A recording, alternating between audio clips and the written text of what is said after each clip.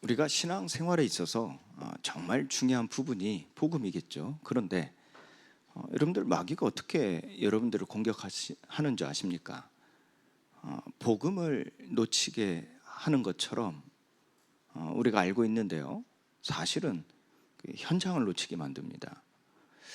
여러분들이 복음을 몰라서 당하는 게 아니죠. 교회가 사실 복음을 놓쳤기 때문에 무너지는 게 아닙니다. 여러분들 교회 우리가 밖에서 보니까 뭐 복음 없다, 저 교회는 좀 이상하다, 딴짓한다 이렇게 판단하는데요. 그 속에 있으면 몰라요. 무슨 말이냐? 그 속에 있으면 하나님 얘기 듣고 예수님 얘기 듣고 예수님 사랑, 예수님 말씀 그 속에 있으면요 하나님과의 관계, 하나님과의 교제, 그 하나님의 은혜 속에 살기 때문에 몰라요. 그런데 실제 삶에서 보면 많은 어려움을 당하고 갈등이 일어나고 분쟁이 일어나고 그 힘듦이 나타나는 것은 현장을 놓치기 때문에 그렇습니다. 저와 여러분들이 복음 몰라서 어려움을 당하는 게 아니고 능력이 부족해서 이 삶이 뜻대로 안 되어지고 어려움을 당한다 하는 게 아닙니다. 현장을 놓치기 때문에 그렇습니다. 그래서 우리가 그리스도가 오시기 이전과 오신 이후에도 하나님의 관심은 어디에 있었냐면 현장에 있었습니다. 그 현장 때문에 하나님은 먼저 은혜 받은 자에게 시선을 두시고 인도하시는 겁니다.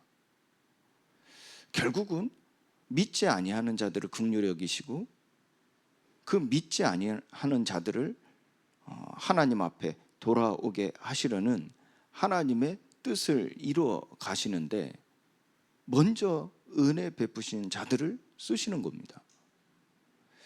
지금도 마찬가지입니다. 사람들이 복음이 없어서 멸망받는 게 아닙니다. 맞는 얘기인데요. 원천적으로 얘기하면 복음이 없는 거죠.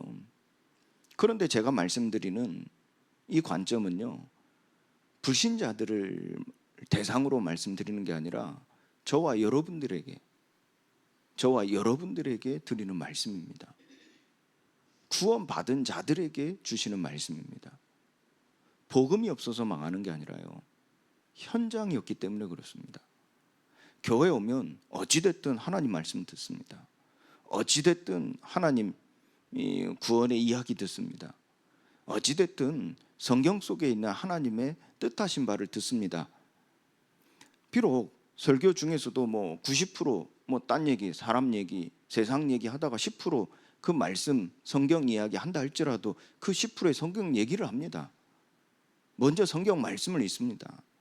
그렇기 때문에 그 10분, 10% 그 성경 말씀 자체를 읽는다 해도 하나님 역사하시거든요. 그 속에서 하나님은 복음을 나타내신단 말이에요. 그런데 결국 우리가 살아가면서 놓치는 게 무엇이냐?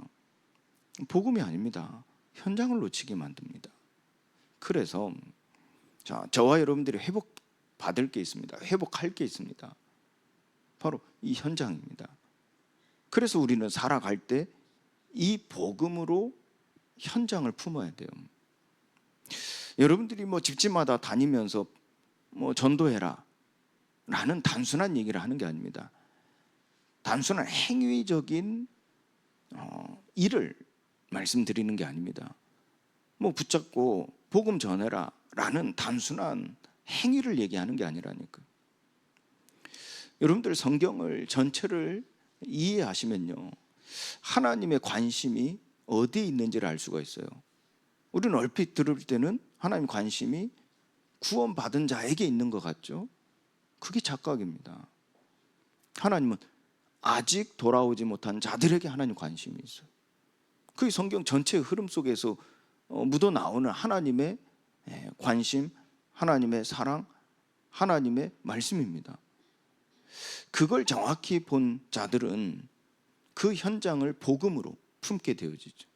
그런데 여기서 자기의 공명심, 동정심, 자기의 의를 가지고 현장을 품으면 안 돼요. 이게 동기입니다. 우리는 복음으로 현장을 품어야 돼요. 하나님의 의, 하나님의 언약, 하나님의 말씀으로 이 현장을 품어야 돼요. 자, 그래서 여러분들이 현장을 어떻게 이해하시냐가 정말 중요한 내용이 되겠죠. 그 첫 번째가요, 현장은요, 하나님 나라의 일이 이루어지는 곳이다 라고 우리는 알고 있어야 돼요. 우리는 믿어야 돼요. 그리고 그 현장을 품어야 돼요. 하나님 나라의 일이 이루어지는 곳이다. 여러분들, 이게 지금 들을 때는 맞는 얘기다 하지만은 막상 현장에 여러분들의 모든 게 있을 때 드는 생각이 무엇이냐면, 세상은요, 악한 곳이에요. 거짓이 난무하는 곳이에요. 현장은요, 또한 나를 힘들게 하는 곳이에요. 나를 어렵게 만드는 곳이에요. 나를 무너뜨리려고 하는 곳이에요. 내가 가지고 있는 것을 뺏으려고 하는 곳이에요. 우리가 쉽게 생각할 수 있는 부분입니다. 그러다 보니까 놓치는 게 바로 하나님 나라의 일이 이루어지는 곳이다. 이걸 놓치게 만들어요. 그런데 우리는 그것과 맞서야 돼요. 그 생각과 맞서야 돼요. 나를 어렵게 만들고 내 것을 빼앗고 악한 곳이고 추악한 곳이고 더러운 곳이다. 이런 생각들과 맞서야 돼요. 어떻게 해요? 하나님 나라의 일이 이루어지는 곳이 현장이라는 겁니다. 곧 내가 있는 곳이 현장입니다. 내가 있는 곳이 선교지입니다. 내가 있는 곳이 하나님 나라의 일이 이루어지는 곳입니다. 그래서 예수님은 저와 여러분들과 같은 이 부르심 받은 자들에게 말씀하신 거예요. 사도행전 1장 8절에요. 예루살렘, 온 유다, 사마리아 그리고 땅끝까지 가라 그랬어요. 가라 그랬다. 마태복음 28장 18절 20절 말씀에도 모든 민족을 제자로 삼아서 그들에게 가라 그랬어요. 그리고 마가복음 16장 15절 20절 말씀에서와 같이도 만민에게, 천하 만민입니다. 모든 사람이죠.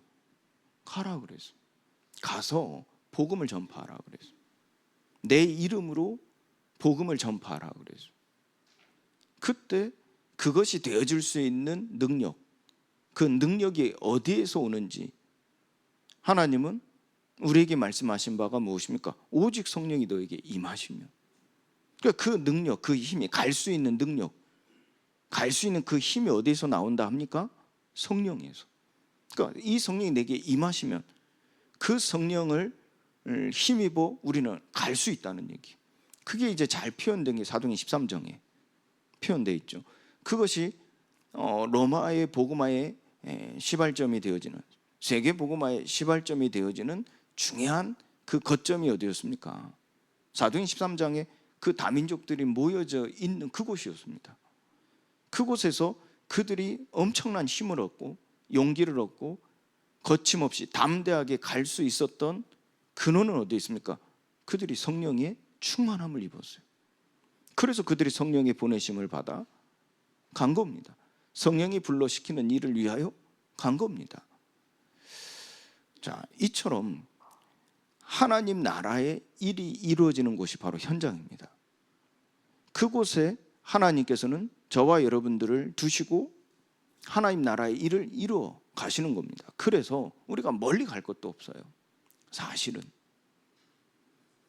세계를 꿈꿀 필요도 없어요. 사실은. 왜요? 내가 있는 곳이 현장이라니까요. 그게 시발점입니다.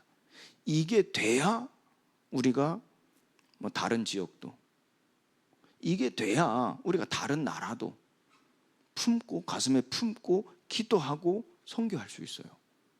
그런데 내가 있는 곳이 선교지다, 이걸 놓쳐버리면요, 아무리 선교, 한 나라를 정하고 한 지역을 가슴에 품고 기도한다 할지라도 그게 일시적인 것밖에 안 돼요. 내가 은혜 받고 내가 힘이 있고 내가 좋을 때는 그 현장을 위하여 기도합니다. 근데 내가 힘들 때, 내가 어려울 때, 힘이 빠질 때는 나 몰라 해요. 그럴 수밖에 없다니. 그게 인간입니다. 그게 저와 여러분들의 모습이요, 상태입니다. 그게 나쁘다고 할 게 없어요. 그렇다니까요. 그래서 하나님은 우리에게 가장 먼저 그 현장을 어디에 두십니까? 곧 어디라 말씀하십니까? 우리가 늘 머물러 있는 곳, 우리가 떠날 수 없는 곳, 어디입니까? 가정입니다. 그래서 우리의 이 복음 전파의 시작점은 가정입니다. 우리의 현장의 시작은요, 가정입니다. 그래서 우리의 가정이 하나님 나라의 일이 이루어지는 곳이다 하는 겁니다.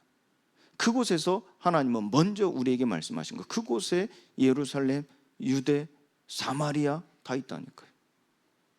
여러분, 가정이 그곳에 또 땅끝까지 다 있다니까요. 이처럼 하나님은 우리에게 말씀하시는 거예요. 자, 일반적으로 얘기해 볼게요. 이 현장이라는 것은요, 인류가 집중적으로 모여 사는 곳입니다. 그래서 여러분들 현장에는 늘 누가 있어요? 사람이 있습니다. 문화가 있습니다. 경제가 있습니다. 인류가 있다니까요. 또 그 현장에는요, 인간의 본성, 그 본성에 대해서요, 최선과 최악이라는 이중적 특성이 드러나는 곳이 돼요. 그래서 아까 처음에 말씀드린 대로 우리가 현장을 생각할 때 때로는 이와 같이 생각하죠. 아, 저기는 악한 곳이야, 저기는 더러운 곳이야, 저기는 불결한 곳이야, 저기는 거짓이 난무하는 곳이야, 저기는 속임이 난무하는 곳이야, 나를 힘들게 하는 곳. 이런 생각이 드는 이유가 무엇이냐면, 인류가 모여 사는 그곳이 현장이요, 그 현장에는 인간의 본성의 최선과 최악이 공존해 있다니까, 이중적 특성을 가지고 있다니까요. 그래서 그렇게 나타나는 겁니다. 그런데 우리가 간과하는 게 뭡니까? 하나님의 선, 그 최선도 있다는 걸 간과하는 거예요. 그런데 우리가 또요, 그 현장에 하나님 나라의 일이 이루어지는 곳이다 라고만 생각하면 뭘 놓치죠?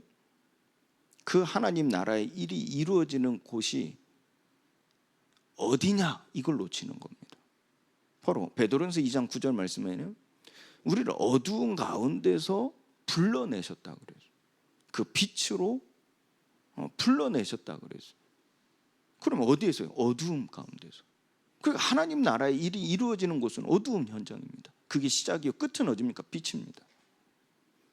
그래서 우리는 두 가지를, 이중적 이 특성을 가지고 있어야 돼요.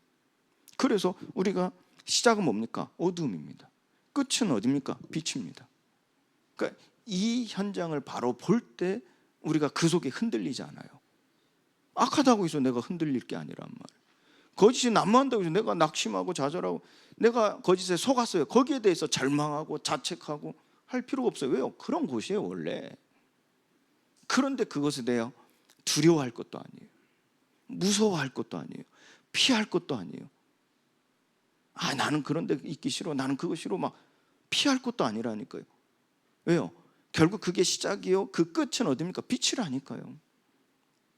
그렇다면 그 과정이 있죠. 옮겨가는 과정, 그게 영적으로 표현하면 그리스도고요. 좀 더 구체적으로 얘기하면 그리스도의 고난과 그리스도의 부활입니다. 구체적으로 얘기하면, 영적으로 얘기하면, 그리고 육신적으로 얘기하면 저와 여러분들의 인생입니다. 삶입니다. 그래서 하나님은 우리를 세상의 빛이라 하시는 거예요. 그러니까 우리가 살아가는 그 삶을 통해서, 그 여정을 통해서 하나님은 어두운 가운데서 빛 가운데로 옮겨가시는 거예요. 그럼 영적으로는 그리스도의 고난과 부활이라 그랬잖아요. 생명이라 그랬잖아요. 그러면 그게 내 육과 영혼, 육신과 영혼이 합쳐진 게 무엇입니까? 그게 빌립보서에서 잘 나와 있습니다. 빌립보서에서 4장 말씀, 짧은 말씀이죠. 묵상해 보세요. 잘 기록돼, 표현되어 있습니다. 거기서 핵심 포인트는 무엇입니까? 그리스도와 함께 죽고 산 자라 하는 거예요. 그리스도와 함께. 자, 그러면 우리가 이 현장을 타락과 폭력의 장소이기도 하면서 피난처 그리고 평화의 장소이기도 하다라는 걸 봐야 돼요. 원죄 이후에 창세기 4장 그리고 11장 보세요.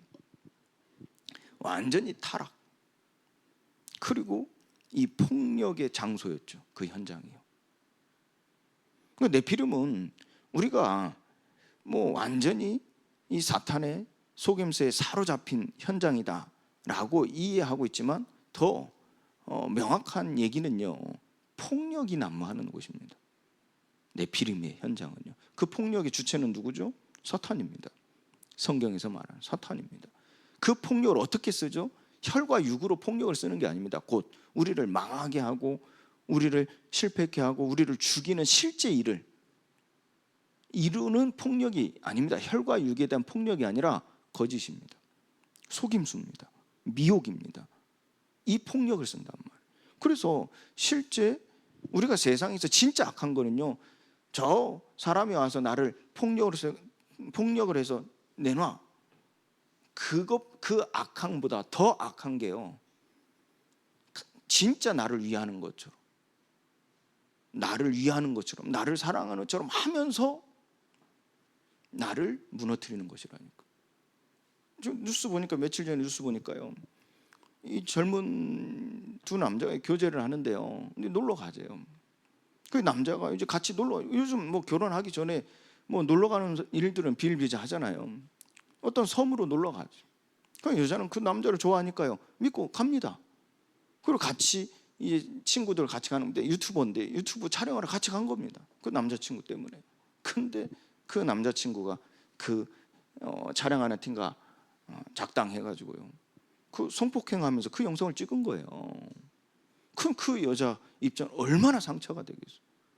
모르는 사람에게 성폭행을 당한다. 그것도요, 돌이킬 수 없는, 절대 일어날 수 없는 일. 그게 상처인데요, 내가 좋아하는, 교제하는. 자, 이렇게 해서 일어나는 사건은요, 몇 배 더 크죠. 근데 영적으로 표현하면 똑같아요. 똑같습니다만은 우리가 육신에 있을 때는 엄청난 더 큰 상처가 되겠죠. 자, 이게 더 악한 거란 말이에요. 그냥 폭력을 쓰는 것을, 혈과 육에 대한 폭력보다 미혹, 이게 더 악한 거예요. 이게 이 마귀가 하는 일이요. 이걸 그래서 성경은 더럽다 표현을 하는 거예요. 더러운 귀신들, 더러운 일들. 이게 이제 이 사탄이 하는 꿰는 자, 계시록 12장 9절 인간을 꿰는 자라 하는 그 속임수, 요한복음 8장 44절에 거짓, 그 아비.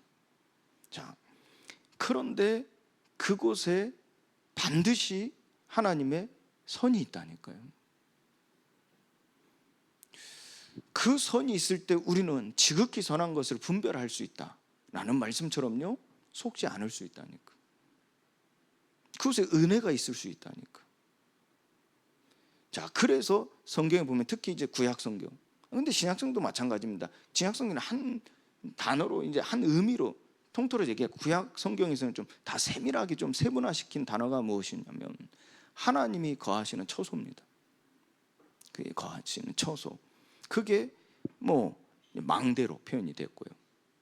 망대로 표현하고, 그 다음에 거기에 이제 성막이 되어지고, 그 다음에 이제 성읍이라는.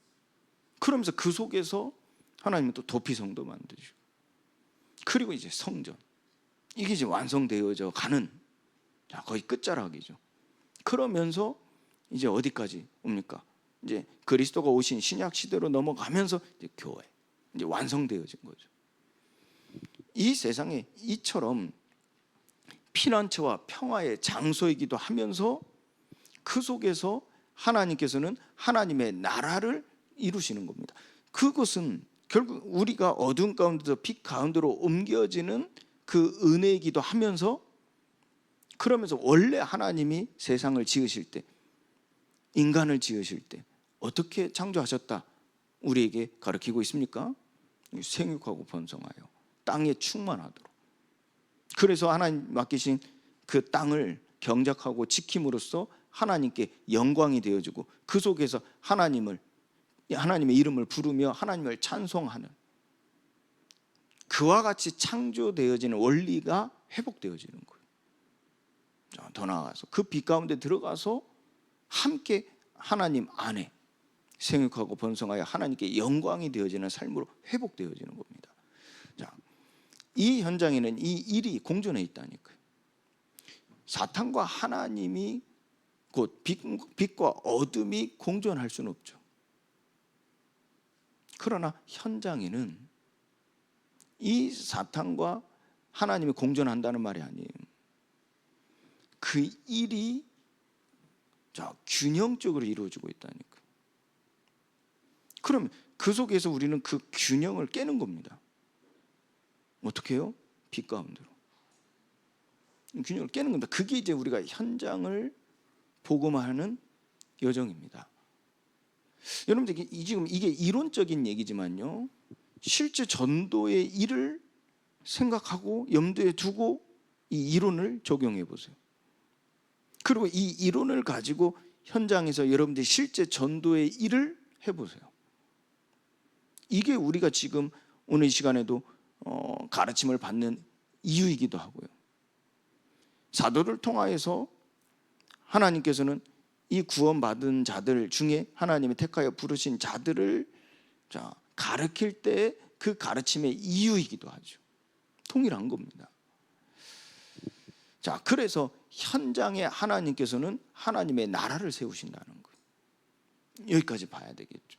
현장에 하나님의 나라를 세우신다. 그래서 우리가 의미적으로 조금 보면요, 현장에 맞게 한번 의미를 살펴보면요, 망대는 피난처라는 의미가 강하게 있죠. 이 망대라는 것은. 그래서 예를 들어서 전쟁에 예전에 전쟁에 이를 때 그 전쟁에서 그들이 항상 챙겨가는 게 있습니다. 그게 뭡니까? 망대를 세울 수 있는 재료들입니다. 그래서 어디를 옮겨가든 그 망대를 세우는 겁니다. 망대를. 그게 장막이었죠. 장막. 그러면 그 망대의 더 큰 의미로서 그들이 이해하는 바는 무엇이었냐면 피난처였습니다. 비가 오면 비를 피하고. 오늘도 보세요. 새벽에 막 번개치고 전등치고 막 난리도 아니죠. 그 비가 엄청 오는 거예요. 그런데 우리가요, 이 장막이 있으니까 어때요? 이 망대가 있으니까 어때요? 비 한 방울 안 맞잖아요. 우리는 제 옆에 있는 개가 막 밤새 저를 괴롭히는 거 막 무섭다고 막 끌어 막 저를 막 침대까지 막 끌어. 좀 저리 가고 막 나 자야 돼 하고 막 계속. 얘는 막 무서워가지고 계속 막 낑낑대다 제가 관심도 없이 자고 있으니까 막 끌어 막 무서우니까. 저는 그리고 제 자녀들, 저희 가족들은 어떠냐? 다 자. 왜요? 이 안전하니까. 안전하니까요. 다 잔다니까요. 근데 걔는 그걸 몰라. 막 계속 저를 깨워 막. 막 미치겠더라고 막. 죽일 수도 없고 막 미치겠더라고요 막. 모르니까. 이게 피난처였다니까. 그래서 망대를 세운 거예요. 하나님 망대를 세우게 하신 거예요.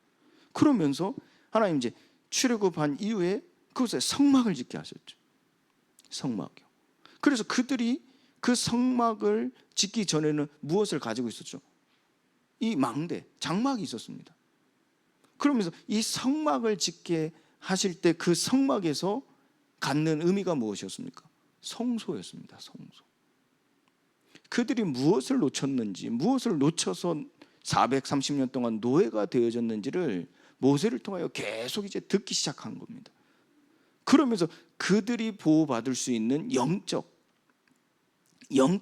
피난처, 영적 배경, 영적인 집에 대한 성소에 대한 의미를 배우게 되어지죠. 그러나 본질은 무엇이었습니까? 하나님의 거하시는 처소라 그랬어요. 하나님이 거하시는 처소. 그때 그들의 장막의 문을 어디로 돌렸죠? 다 성소를 향해서. 성소를 장막의 집을 성막을 향해서 집 문을 돌렸다니까. 그러니까 성막을 바라보면서 살도록. 이러면서 그들에게 이 성소에 대한 의미를 성막을 통해서 알게 하시고, 그러면서 하나님께서는 그들이 이제 가나안 땅으로 들어갈 때 처음에는 가나안 땅에서 그들 고유한 정체성을 회복하면서 하나님의 언약의 백성으로서의 삶이 회복되어졌죠. 그러다 얼마 못 갔어요. 얼마 못 가고 그들이 이제 전쟁 시대를 맞이하게 되어지죠. 보호 속에 있다가, 세상은 원래 완전히 전쟁 속에 있었는데 이스라엘은 가나안 땅에서 보호 속에 있었다니까. 그러다 하나님 보호막을 딱 거두시니까 그들이 전쟁에 있어서 1순위의 타겟이 되어진 거예요. 왜요? 거점이 될 수 있거든. 그들이 볼 때는 그 이스라엘이 망대가 될 수 있다는 얘기예요. 그러니까 엄청나게 쳐들어오잖아요. 그럼 그들이 힘이 없어서 다 당하지 않습니까? 그런데 하나님은 그곳을 어떻게 여기시냐면 성읍으로 여기신 거예요. 그리고 그들에게 성읍으로 자, 이미 그들이 포로가 되어져서 그 속에 삽니다. 그들의 삶이 그 속에 들어가 있는 겁니다. 속해져 있는 겁니다. 성읍입니다. 그런데 그 성읍에 있어서 하나님은 어떤 의미를 두셨냐면, 자, 도피성을 두셨어요. 도피성의 의미를. 모든 죄에 대하여 이 도피성에 들어온 자는 보류하시는 거예요. 용납하시는 거예요.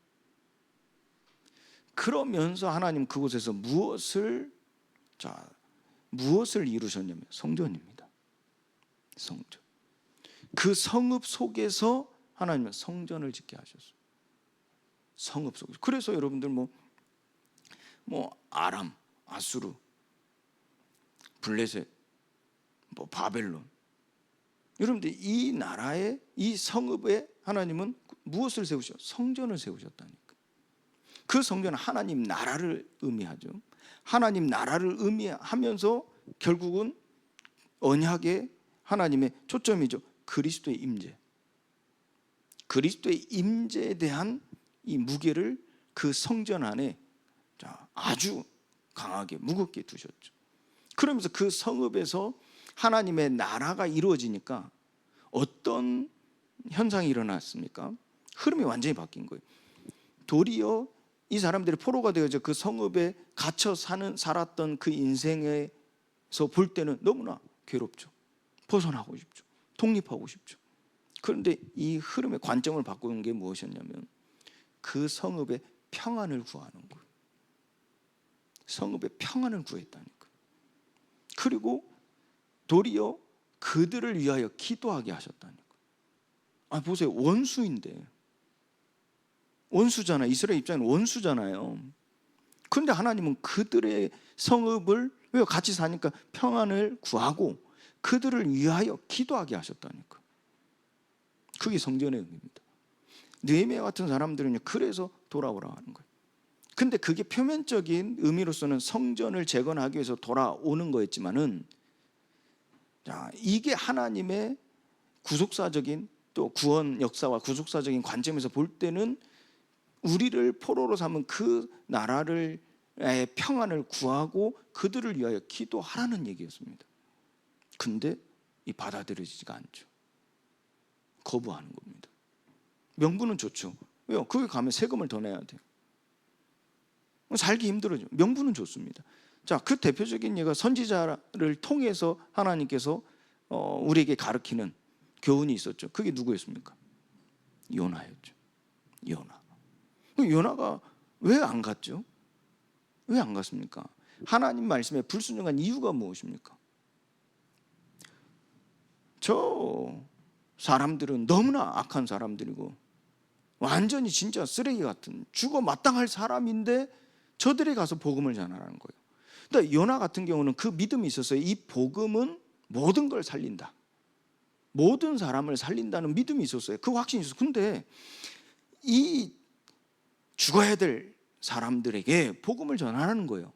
그럼 어떻게 되죠? 이 죽어 마땅할 사람들이 살게 되는 거예요. 그게 싫은 거예요. 그게 싫은 거예요. 그래서 안 가잖아요. 근데 하나님 어떻게 해요? 고래 뱃속에 집어넣고 그 땅에 보내버리죠. 그리고 갔으니 어떻게 해야 돼요? 복음을 전해야 될까요? 그래서 사는 거예요. 복음을 사니까 이제 화가 나가지고 미쳐버리죠. 이 요나가 돌아버리죠. 자, 이처럼요, 하나님께서는 그 성읍에 성전을 세우셔서 그 성전을 통하여 세계복음을 이루신다니까. 그게 이제 이후에 그리스도가 오신 이후에는 교회입니다. 그래서 요한복음 14장에 예수님께서 십자가에 못 박히시기 전에 그들에게 가르치는 내용이 무엇이었습니까? 내가 너희를 위하여 거처를 예비하러 가노니, 내가 그곳에 돌아와 있을 때 너희도 그곳에 있게 하려 하심이라 그랬어요. 자, 그렇다면 그렇게 갈 수 있는 그 길로 그곳으로 갈 수 있는 길이 어디입니까? 우리가 어떻게 해야 갈 수 있습니까?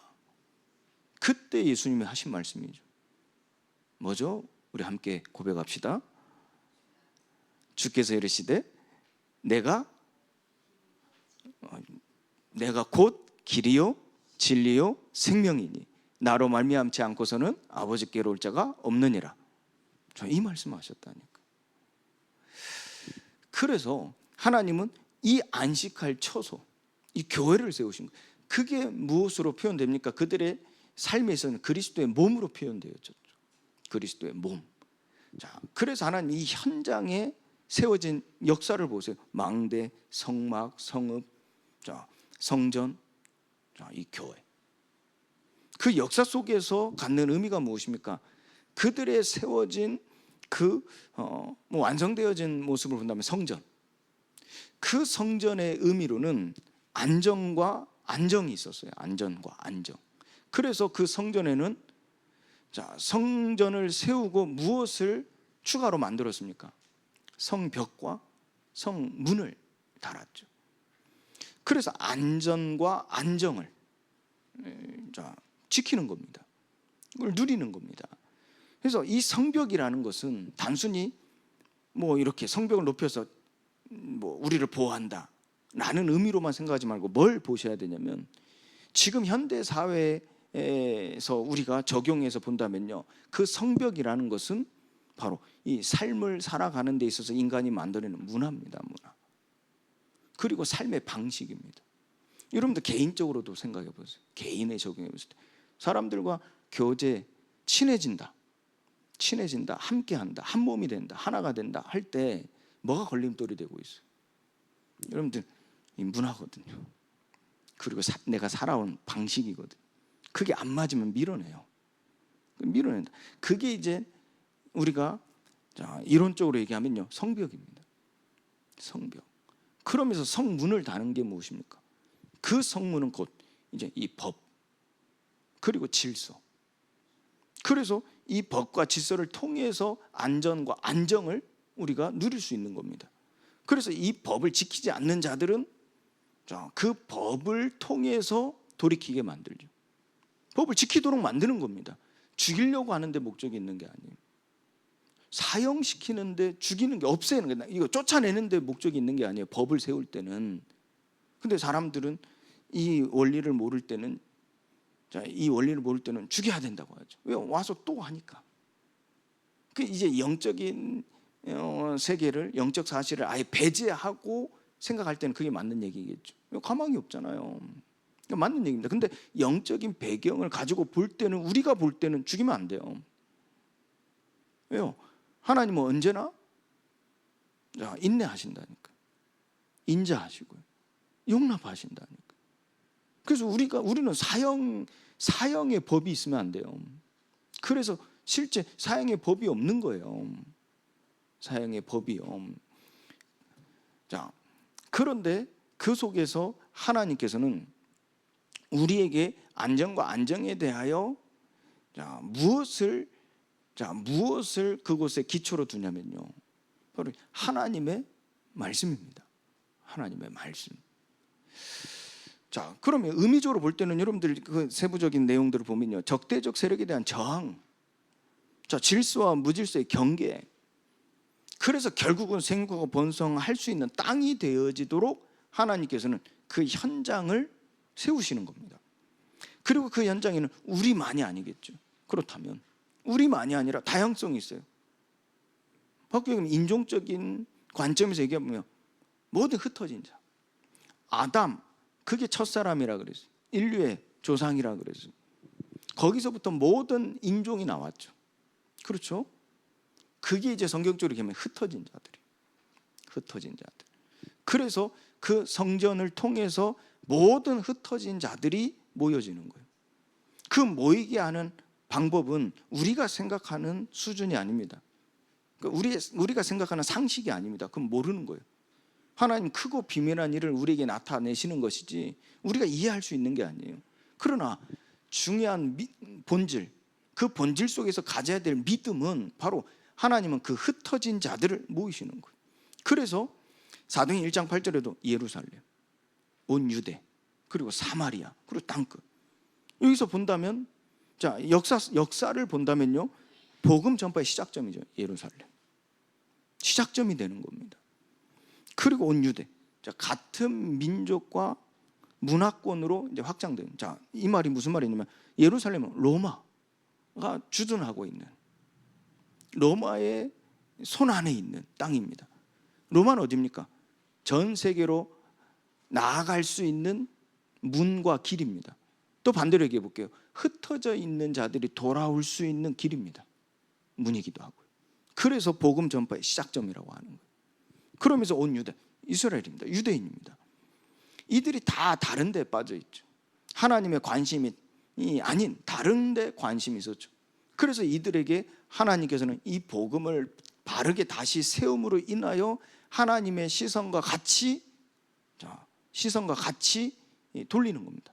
갖게 하는 겁니다. 그러면서 이 초대교회에 있는 자들이 가진 시선과 지금 뭐 바리새인들, 사두개인 여러 분파의 사람들이 가지고 있는 시선이 하나가 되어지도록 이 말씀 운동이 시작되어진 거예요. 그게 온 유다. 그러면서 이제 사마리아, 이제 완전히 소외되고 버려진 자. 그게 이제 사상, 이념으로 완전히 사로잡힌 자들로 만들어진 작품이잖아요, 그게요. 그런데 이 민족적이고 문화적인 경계를 넘어서 버리는 거죠. 완전히 틀을 깨는 겁니다. 넘어서는 복음 전파. 그러면서 이제 어디까지요? 모든 민족에게까지, 천하 만민에게. 이 땅끝이죠. 이 다양성을 가지고 그 속에서 하나님은 생산성 그리고 창조성을 나타내시는데요. 자, 그 속에 있는 사람들과의 상호작용 그리고 교환입니다. 그게 대표적인 이 본보기가 되어졌던 게 그 시작점이었죠. 마가의 다락방에 모여져서 그들에게 임한 교회의 시작의 본보기가 되어진 모습입니다. 그게 사도행 2장 43절, 뭐 42절부터 얘기를 한다면 42절부터 47절까지의 말씀이 본이 되어진 것. 자, 거기서 보면 통용이라는 단어가 나와요. 그래서 필요를 따라 나누는 겁니다. 우리 교회도 이거 잘하시는 분이 계시더라고요. 그들의 필요를 따라 나눠주시는 분들이 계시더라고요. 잘하고 계시는 겁니다. 그로써 얻는 결과물이 있습니다. 서로 연결됩니다. 결합됩니다. 마음이 열린다니까. 그리고 하나같이 여긴다니까. 필요를 채워줌으로써 또 그 필요를 채움받는 사람은 또 다른 생각을 합니다. 그걸 또 나눕니다. 또 다른 필요한 사람들에게 나눕니다. 이로써 결합되고 그러니까 연결되고 결합되어지는 거예요. 우리나라도요, 그거 참 잘하고 있어요. 복지 정책이 참 생각보다 좋습니다. 필요를 따라 나눠준다니까. 세금 걷어가지고요, 필요한 사람들을 나눠줍니다. 근데 암암리에 보니까 그 필요를 따라 받는 사람이 되게 풍족해요. 우리나라는 생각보다 풍족하더라고요. 남는단 말이에요. 그걸 또 암암리에 나눕니다. 필요를 따라 또 나눈다니까요. 그러면서 우리나라는 민족적인, 이제 이게 좀 이런 관점이 조금 이제 앞으로 시대가 발전되면서 바뀌어지고 있는데 다문화로 지금 바뀌어지고 있는 추세이긴 하지만은요, 이 나라에 대한 이 속해 있는 사람들끼리 연결되고 결합되어진단 말이에요. 이게 지금 사도행 2장 43절에 나와 있는 내용입니다. 그러면서 그것만이 아닙니다. 통역만이 아니라 이제 선교적 사역이 이루어지는 거예요. 선교적 사역. 다시 말해서 하나님의 보내심 받은 자로 살아가는 겁니다. 그래서 나의 의, 나의 뜻, 나의 동기로서가 아니라 하나님의 뜻, 하나님의 의, 하나님의 계획 속에서 내가 심부름하는 삶을 살아가는 겁니다. 이 관계 속에서. 그래서 성령 안에서 충만하게 하는, 이게 이제 이 근본적인 사역의 매뉴얼이죠. 성령으로 충만하게 하도록.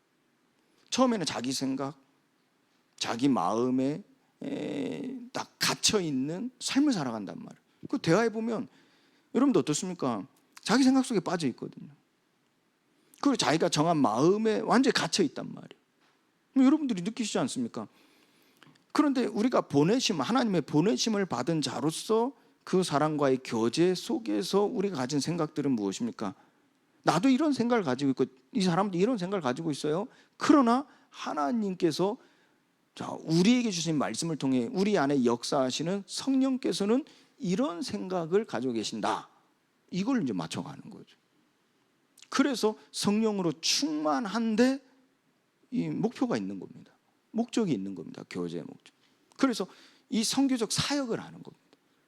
그런데 그게 어떤 결과를 낳냐면요, 평안입니다. 처음에 자기 생각대로 살면요, 염려, 걱정, 근심, 불안, 미래에 대한 불확실성에 대한 이런 답답함, 염려 속에 살아있던 사람들이 성령으로 충만받으면 평안해진다는 거예요. 단순히 그냥 하나님 알아서 하시겠지가 아니에요. 말씀을 통한 성령의 일하심이 보여지니까 확신이 되는 거예요. 어떻게 해요? 내 포럼을 통해서, 때로는 내 간증을 통해서 하나님 일하심이 보여지니까, 또 주어진 강단 말씀, 성경에 기록된 역사를 통해서 우리가 확인하니까 하나님께서 지금 내가 당한 직면의 현실은 이런 시간표이구나, 이런 하나님의 계획이 있구나를 이 성경 속에 있는 역사의 증거를 통해서 알 수 있는 거예요. 데이터라고 하는 거죠. 요즘 말로는 데이터라고 하죠. 그러니까 안심이 되는 거고 안정이 되어지는 거예요. 믿음이 있는 겁니다. 그러면서 이제 맡긴다가 아닙니다. 따르는 겁니다. 지도를 받는 거예요. 구속을 받는 거예요. 따르는 겁니다. 이러면서 이 교제 속에서 함께 하나님의 뜻, 그 뜻을 이루기 위한 한 일이 만들어지는 거예요. 세워지는 거예요. 그래서 함께 그 일에 힘쓰게 되어지죠.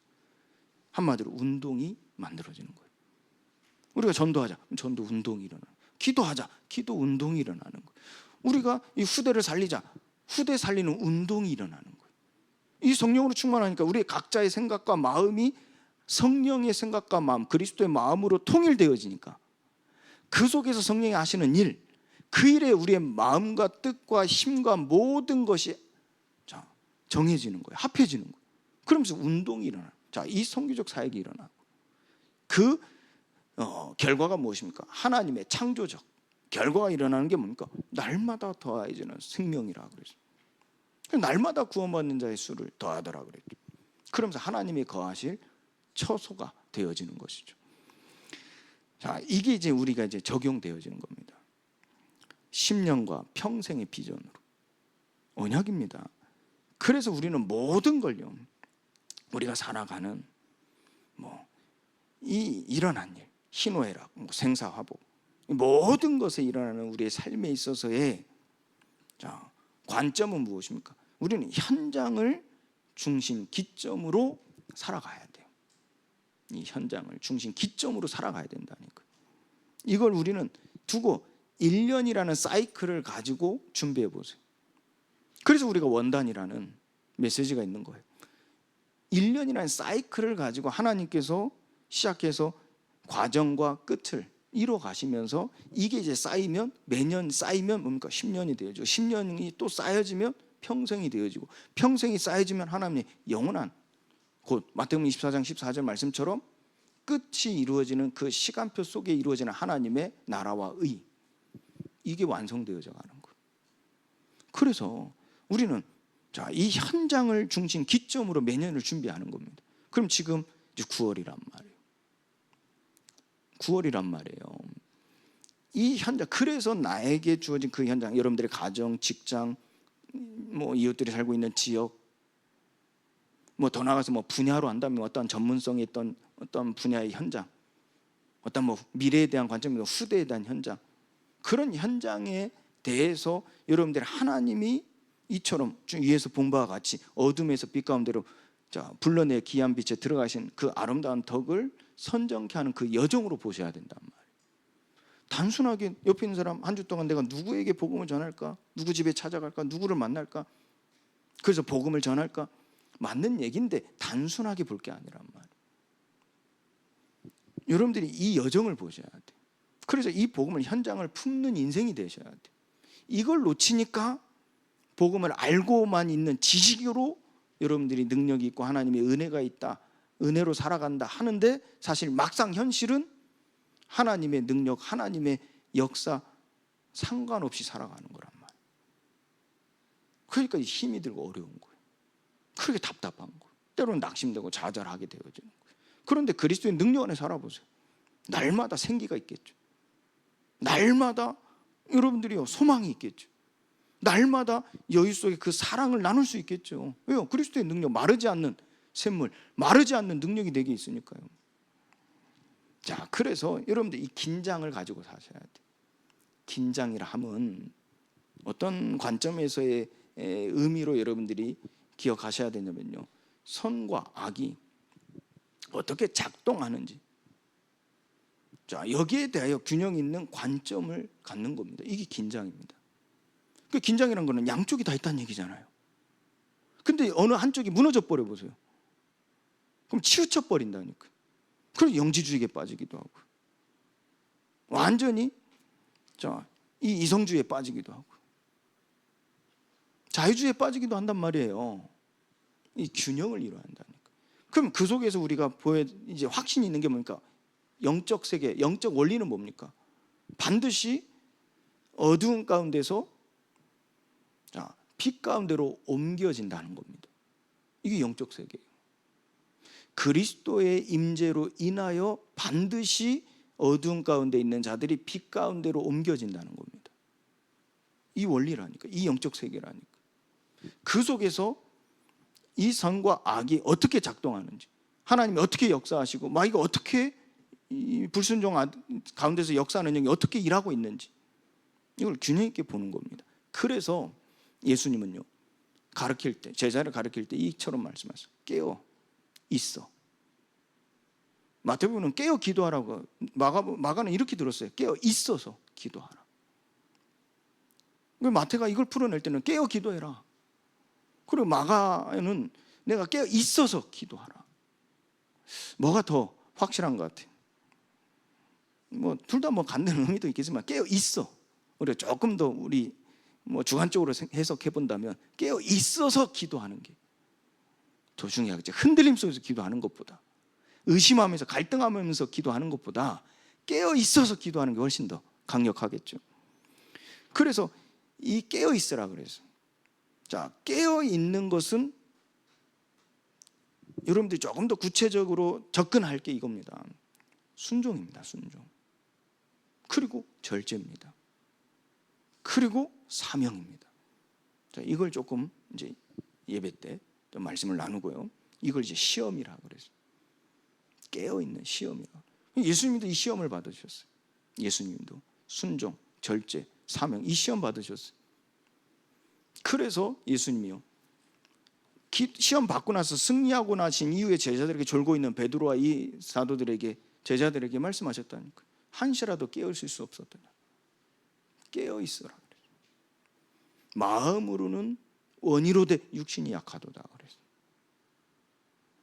자, 그러나 우리가 깨어 있다면 승리할 수 있다는 얘기예요. 승리할 수 있다는 거예요.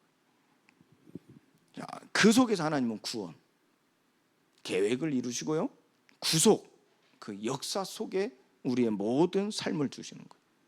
그래서 그 흐름을 바꾸는 겁니다. 이게 이제 나로부터 시작되어져서 현장에 있는 사람들, 어두운 가운데 있는 사람들에게 그대로 전달되는 거예요. 그래서 부정적인 관점에서 긍정적인 관점으로 시선을 옮기라 그래서, 시선을 옮겨주는 겁니다. 이걸 조금 더 우리는 전도 관점 얘기하면 불신에서, 의심에서 믿음으로, 그 시선이 집중입니다. 집중. 하나님의 구원 계획과 구속, 이쪽으로 우리는 집중하는 거죠. 그래서 이걸 뒷받침하는 내용이 성경 속에 들어 있습니다. 그래서 현장, 자, 현장과 족장, 현장과 이스라엘, 그리고 현장과 선지서를, 선지서에 기록된 수많은 이스라엘의 시간표, 그리고 이제 유배지로, 그게 어디라 그랬어요? 파송지라 그랬다니까. 자, 대표적으로요, 이 바벨론과 로마 속에서 우리에게 분명히 증거하고 있죠. 속국이 되어졌단 말이에요. 속국. 바벨론의 포로를 하는데 거의 속국과 비슷해요. 그때 이 주요 전략, 이들의 주요 전략이 무엇이었어요? 여러분 아시다시피 바벨론의 왕이 왜 이 다니엘을 이 나라의 일을 맡겼어요? 어린 아이들을 왜 불러들였어요? 인재를 키운다? 왜요? 그들을 통해서 이 세계를 정복하기 위해서죠, 목적은. 그런데 그 인재가 어디요? 포로란 말이에요. 근데 이 바벨론 왕에 있어서의 전략은 무엇이요? 주요 전략은 그 포로를 완전히 바벨론화 시키는 거예요. 그걸 뒤집어 얘기하면 그들의 영적인, 이스라엘의 언약의 백성이죠, 그 영적인 정체성을 뿌리채 뽑는 거예요. 그래서 바벨론화 시키는 거예요. 바벨론 사람이 되게 만들어버려요. 당대에는 이루어지는 게 쉽지 않겠죠? 그래서 오랜 시간 동안 공을 들이는 겁니다. 그래서 어린 아이들을 뽑는 거예요. 어린 아이들을. 그럼 2대, 3대, 4대. 이게 여러분들, 그 전에 애굽에서 이스라엘을 볼 때 우리 확인할 수 있잖아요. 430년이라는 시간 동안 완전히 애굽화 돼버렸어. 그래서 광야 40년이라는 시간이 필요한 겁니다. 그리고 그 후손들이 그 나라에 동화되어짐으로써 하나님의 언약을 놓치는. 그런데 하나님은 그 속에서 에레미야 29장 말씀에서 보면요, 하나님의 언약은 무엇이었죠? 그 속에서 집과 뜰을 만들려고 그랬어요. 집과 뜰을, 집을 짓고 그 뜰을 만들려고 그랬다니까. 거기서 먹고 자라라고 그랬어요. 거기서 살란 얘기예요. 쉽게 얘기하면 생육하고 번성하라 그랬다니까요. 그리고 그곳에서 그들의 성읍에 평안을 구하고 그들을 위해 기도하라 그랬다. 우리 인간적인 세계사 관점에서 보면요, 완전 실패의 시기죠. 어둠의 시기죠. 우리나라 일제강점기 시대를 우리는 어떻게 해석하고 있어요? 완전히 어둠의 시기잖아요. 근데 성경적, 복음적 관점, 우리의 관점은 어떻게 돼요? 그 속에서 진짜 주기철 목사님 같은, 손양환 목사님 같은, 그 속에서요 복음운동 제대로 일어났다니까. 이스라엘이 바벨론과 로마 시대 속에서 있을 때요, 하나님은 그들에게 그 속에서 집을 짓고 뜰을 만들어서 함께하게 하셨어요. 그리고 생육하고 번성하게 하셨어요. 말살되지 않았어요.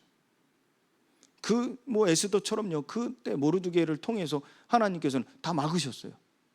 말살시키려는 정책이 얼마나 많았습니까? 엘리야 때도 아람 왕이, 아합 왕이 있을 때도 다 말살시키려고 했어요. 근데 어땠어요? 더 생육하고 번성했어요. 왜요? 그들이 어떻게 했기에요? 저주하고 막 비판하고 막 어떻게 하면 우리가 떠날까? 여기 속에 빠져 있는 사람들이 있는가? 반면에 하나님의 언약의 사람들은 어떻게 했죠? 그들의 성읍을 위하여 평안을 구하고 그들을 위해 기도했다니까. 지금 우리는 우리 나라를 위해서 어떻게 해야 됩니까? 지금 우리 지역에 있는 수많은 악한 저런 현장을 두고 우리는 어떻게 해야 됩니까? 좀 적용하셔야 돼요. 언약의 백성은 현장과 어떤 관계를 맺어야 될까요? 적용하셔야 된다. 하나님 관심은요, 구원 계획에 있습니다. 복음이 선포되는 데 있습니다. 시스템을 만들어서 어떻게든 복음을 선포하는 데 있다니까. 그리고 이 복음이 만민에게. 그래서 모든 성읍이 평안함으로 모든 사람이 평안에 이르게 하는데 하는 관심이 있다니까. 그래, 여러분들 기억하세요. 죄와 타락의 연속성. 재림 때까지 끝나지 않습니다. 연속성. 그러나 그것이 어디라고요? 구속의 역사의 시발점. 우리는 그 속에 긴장해야 돼. 긴장이 있는 겁니다. 그 속에 우리는 깨어 기도하는 겁니다. 깨어 있어 기도하는 겁니다. 그러면서 결국은 현장의 변화를 우리는 일으키는 겁니다. 현장의 변화. 사도행전 2장에 보세요. 변화됐잖아요, 현장이. 그게 무슨 의미죠? 병든 자들이 나음 받고 가난한 자들이 부유해진, 그게 아닙니다. 그 사람들과 하나님과의 관계가 변화돼요. 사도행전 2장 41절에 3,000명이 돌아오는데 그게 어떤 의미였습니까? 그들과 하나님과의 관계가 회복되어지는 거예요. 그럼 우리도 마찬가지예요. 복음으로 현장을 품으시기를 예수 그리스도의 이름으로 축원드립니다. 하나님 감사합니다. 우리를 부르시고 우리를 인도하시고 우리에게 역사하시는 성령께서 오늘 또 그 현장을 복음으로 품게 하사 성삼위 하나님의 일하심이 우리의 모든 발걸음을 통하여 이루어지게 하여 주옵소서. 예수 그리스도의 이름으로 기도합니다. 아멘.